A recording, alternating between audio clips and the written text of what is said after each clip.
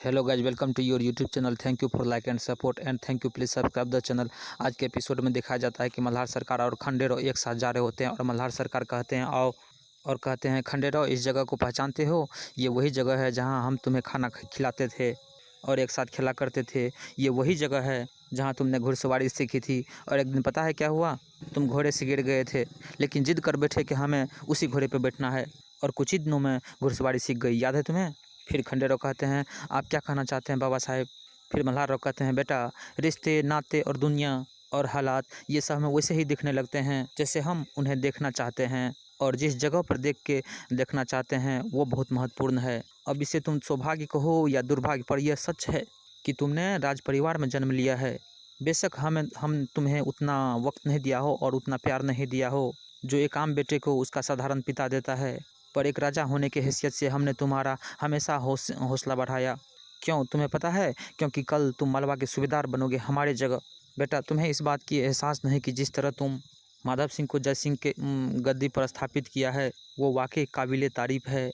और शाबाशी देते हैं और कहते हैं कि दिल्ली की मुहिम तुमने रास्ते में ही छोड़कर आ गया, ये अच्छा नहीं किया, क्योंकि दिल्ली के बादशाह के साथ हमारी संधि हो चुकी है, उस पर सूरजमल का आतंक बढ़ता जा रहा है। फिर खंडेराव कहते हैं तो बढ़ता जाए बाबा साहेब, लेकिन उसने हमारी शर्तें नहीं मानी थी। फिर मल्हार सरकार कहते हैं क्यों मानेगा, एक बादशाह अपनी तलवार तुम्हारी कमर में बांधने के लिए क्यों झुकेगा। फिर खंडेराव कहते हैं क्योंकि उसे एक ऐसी कलाई की ज़रूरत है, एक ऐसी तलवार की ज़रूरत है बाबा साहेब की जो उस पर होने वाले हर वार को रोक सके, पलटकर जवाब दे सके, और हमारी कलाई में वो ताकत है जो बादशाह को हमले से बचा सकती है। आप जानते हैं बाबा साहेब कि आप में और हम में फ़र्क क्या है। फ़र्क यह है कि आप लोगों से गले मिलकर उनका साथ देने में विश्वास करते हैं और हम लोगों को झुकाकर उनकी मदद करने में विश्वास करते हैं। ऐसा करने से हम हमेशा उच्च स्थान प्राप्त करते हैं। तब मल्हार सरकार कहते हैं किसी को दुख देकर, तभी खंडेराव कहते हैं बाबा साहेब जो कमज़ोर है उसे चोट झेलने की, तकलीफ खाने की आदत डाल लेनी चाहिए। और आप देखिएगा बाबा साहेब, जैसे जैसे सूरजमल दिल्ली की ओर बढ़ेगा और बादशाह की हिम्मत टूटेगी, और देखिएगा इसी कमर पर बादशाह झुक कर तलवार बांधेगी, तभी हमारी तलवार बादशाह के लिए उठेगी। फिर खंडेराव मल्हार सरकार खंडेराव को कहते हैं देखो खंडेराव, हमने तुम्हें इतना स्वतंत्र बना दिए हैं लेकिन हम तुम्हारे फैसले में दखल अंदाजी नहीं करेंगे। लेकिन एक सूबेदार होने की हैसियत से, एक बेटा होने की हैसियत से, एक पिता और पति होने की हैसियत से जो भी फैसला करो सोच समझ कर करो, और ध्यान रहे उस फैसले से किसी का दिल न दुखे। मनोरंजन भी ज़रूरी है, इसलिए अपने मन को दूसरी जगह मत ले जाओ, ये ध्यान रहे। तब इतना सुनकर खंडेराव वहाँ से जाने लगते हैं। तभी खंडेराव को अचानक दौरा पड़ता है और खंडेराव गिरने लगते हैं। तभी मल्हार आके उसे बचाते हैं। खंडेराव खंडेराव क्या हुआ। तब खंडेराव कहते हैं बाबा साहेब हम ठीक हैं। तब मल्हार सरकार कहते हैं शायद दिन को रात और रात को दिन मान बैठे हो, याद है तुम्हें। दूसरों की घर चाहे जितनी सो लो, लेकिन सुकून भरी नींद अपने ही बिस्तर पे आती है।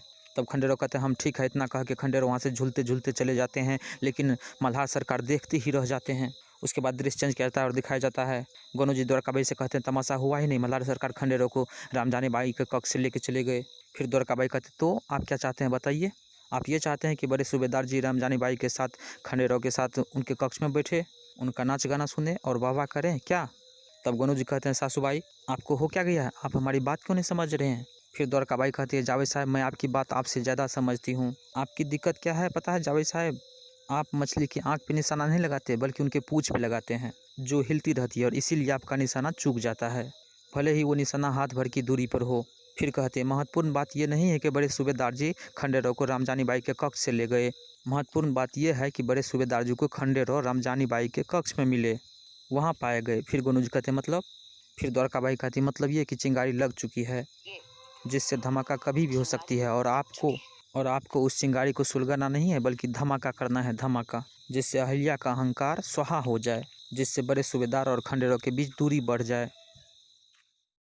जाए और उन दूरियों का हम लोग फ़ायदा उठाएं, और दूरियां इस कदर बढ़ जाए कि उन दोनों के बीच फिर रिश्ते बनने की संभावना न हो, और ऐसा करने में आप हमेशा सहयोग करें। समझे मैं ही आपको बताऊं, बारूद आपके हाथ में है और आग आपके साथ, मौका मिलते ही कर दीजिए। फिर गोनू जी कहते हैं धूम, और इतना कह के दृश्य चेंज किया जाता है और फिर दिखाया जाता है मालेरो मुक्ता के साथ चिड़िया उड़ मैना उड़ की किस्सा खेल रहे होते हैं। तभी अहिल्या वहाँ पे आती है और मुक्ता कहती है ऐसा देखिए ना दादा हर बार मुझे बहकार कर खुद जीत जाता है। तो फिर अहिल्या पूछती है उनसे कि तुम्हारे बाबा साहब आखिर है कहाँ। तो मालेरो कहते हैं आपसे नाराज़ होकर वो कहीं चले गए हैं। तो अहिल्या बाई कहती है मुझसे नाराज़, लेकिन क्यों। फिर मालेरो कहता है और नहीं तो क्यों, ब्राह्मण भोजन में सब कुछ तो आप ही कर रहे थे और बाबा साहब को एक बार भी मौका नहीं दिया आप। और आई साहब आपको नहीं लगता कि आपकी वजह से बाबा साहब की बेइज्जती हुई है। फिर अहिल्याबाई बड़ी जोरदार वर्ड में पूछती है, मालेरो बताओ ये सब किसने कहा तुमसे, बताओ। मालेरो कहता, बाबा साहब ने खुद कहा है और आपको तो इस विषय पे उनसे बात करने का समय भी नहीं है। आप तो बस अपने मान सम्मान को बटोरने में लगी रहती है। फिर अहिल्याबाई कहती, मालेरो आजकल तुम बहुत बोल रहे हो, तुम छोटे हो, छोटे बनकर ही रहो, और ये मेरे और तुम्हारे बाबा साहब के बीच का मामला है, समझे। तुम्हें इस विषय पे बात नहीं करनी। इतना कहने के बाद मालेरो कहते, चलो मुक्ता, और बात बीच में ही काट देते हैं। अहिल्याबाई गुस्सा कर वहाँ से चले जाते हैं और अहिल्याबाई खंडेरों के पास पहुँच कहते हैं, छोटे सूबेदार जी आप ठीक हैं, मुझे आपसे एक ज़रूरी बात करनी थी। मालेरो से पता चला कि आप मुझसे नाराज़ हैं। ब्राह्मण भोज में मेरे सारा इंतजाम संभालने देखने से आप खुश नहीं हैं।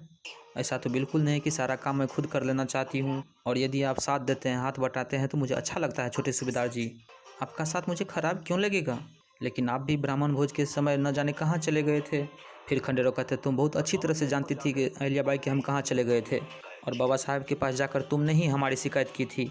आए थे वो रामजानी के कक्ष में। फिर अहिल्याबाई कहती, क्या मैंने कुछ नहीं कहा है छोटे सूबेदार जी, आप तो मुझे जानते हैं ना, मुझे शिकायत करने की कोई आदत नहीं है। मुझसे जितना भी हो सके मैं स्थितियों को संभालने की कोशिश करती हूँ, लेकिन एक राजा का कदम जहाँ भी पड़ते हैं उसकी आवाज़ हर किसी को सुनाई देती है छोटी सूबेदार जी। फिर अहिल्याबाई कहती, सभी ने देखा आप वहाँ। फिर खंडेरो कहते, वहाँ क्या देखा तुमने अहिल्या, हमारी कदमों में ऐसा क्या देख लिया तुमने, और कदमों के आहट में ऐसा क्या सुन लिया तुमने अहिल्या। तुम कहना क्या चाहती हो, क्या अयासी करने गए थे हम, बताओ अहिल्या, क्या तकलीफ़ है तुम्हें, और यदि हाँ तकलीफ़ है, कोई दिक्कत है ना अहिल्या, तो हमसे कहो। दुनिया भर में जाकर ढिंढोरा पीट कर बदनाम करने की हमें कोई ज़रूरत नहीं। फिर अहिल्याबाई कहती है, मैं आपको बदनाम क्यों करेंगी छोटी सूबेदार जी, आपकी वजह से तो मेरा नाम है, जो भी थोड़ा बहुत है वो।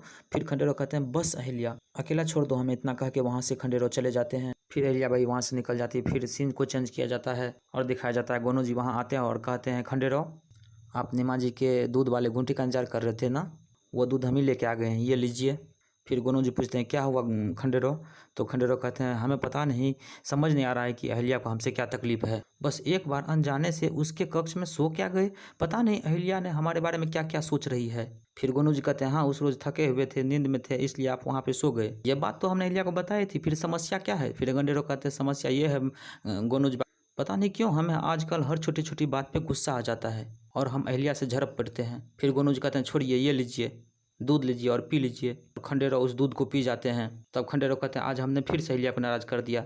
गोनू जी कहता है, तो फिर क्या हुआ, नाराज़ कर दिया तो कर दिया, इसमें कौन सी बड़ी बात है। कहता है, पत्नी से झगड़ा नहीं होगा तो किससे होगा, यही तो प्यार है। फिर खंडेरो कहता है, यही प्यार है, इसलिए तो परेशान है। फिर खंडेरो कहता है, पता नहीं 3-4 रोज से हम अहिल्या से रेगुलर झगड़ रहे हैं, पहले ऐसा कभी नहीं होता था, पता नहीं ये क्या हो रहा है, और अब हमसे रूठी हुई अहिल्या, हम जानते हैं कि वो हमसे कुछ कहेगी नहीं, लेकिन रूठी को कैसे मनाएं, क्या करें क्या ना करें, कुछ समझ में नहीं आ रहा है। फिर गोनू जी कहते हैं, खंडेरो अहिल्या तो आपकी पत्नी है, वो तो मान जाएगी, लेकिन उस औरत की क्या जो आपकी वजह से दुखी है और आंसू बहा रही है। फिर खंडेरो कहते हैं, किसकी बात कर रहे हैं, तो गोनू जी कहते हैं, रामजाने की। और गोनू जी कहता है, हम ये नहीं कर रहे हैं कि आप अभी जाएं और रामजानी बाई से माफ़ी मांगे, ये हम नहीं कर रहे हैं, और ये एक छोटे सूबेदार को शोभा भी नहीं देता है, लेकिन एक छोटे सूबेदार होने के नाते ये शोभा नहीं देते कि उनके वजह से उनके मेहमान का अपमान हो, उन्हें तकलीफ पहुँचे। फिर खंडेरो कहता है, गोनूज बाबू हम अभी अभी आपसे कहा कि अहिल्या हमसे नाराज़ है। फिर गोनूज कहता है कि आप चिंता क्यों करते, आपको कुछ नहीं करना है। कोई भी औरत कितने भी नाराज़ हो, परेशान हो, तो यदि एक गहना को पाकर वो काफ़ी खुश हो जाती है। तब खंडेरो कहते, तो आप क्या कहना चाह रहे हैं। फिर गोनूज कहता है कि आप एक काम कीजिए, कल जौहरी को मंगवा कर एक अच्छा सा हार रामजानी के लिए बनवा दीजिए, आपको जाने की ज़रूरत नहीं है, हम वो हार रामजानी तक पहुँचा देंगे, खुश हो जाएगी बेचारी।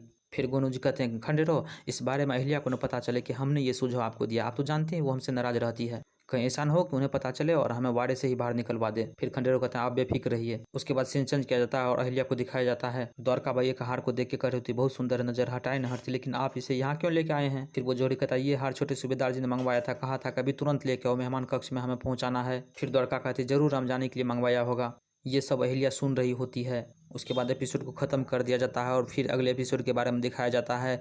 कल के एपिसोड में देखिए दिखाता है कि गौतमा बाई पूछ रही होती है मल्हार सरकार से कि सरकार आप इतने परेशान क्यों हैं। फिर मल्हार सरकार कहते हैं, बात परेशानी की है गौतमा बाई, खंडेरों की हालत हमें कुछ ठीक नहीं लग रहा है, अब तो हमें मालवा के भविष्य को लेकर चिंता होने लगी है। फिर अहिल्या बाई को दिखाया जाता है जो लखन सिंह को कह रहे होते हैं, क्या हुआ, काम हो गया। फिर लखन सिंह कहते हैं, जी छोटे रानी साहब, और लखन सिंह कहते हैं, जी हमने 2 लोगों को नीमा जी के अखाड़े में भर्ती करवा दिया है। फिर अहिल्या कहते हैं, मुझे तो सिर्फ उस गुट्टी का राज और रहस्य समझना है। इतना के बाद एपिसोड को ख़त्म कर दिया जाता है। अगर ये एपिसोड आप लोगों को अच्छा लगा हो तो लाइक और सब्सक्राइब जरूर कर दें और कमेंट में बताएं कि आप एपिसोड आप लोगों को कैसा लगा। धन्यवाद।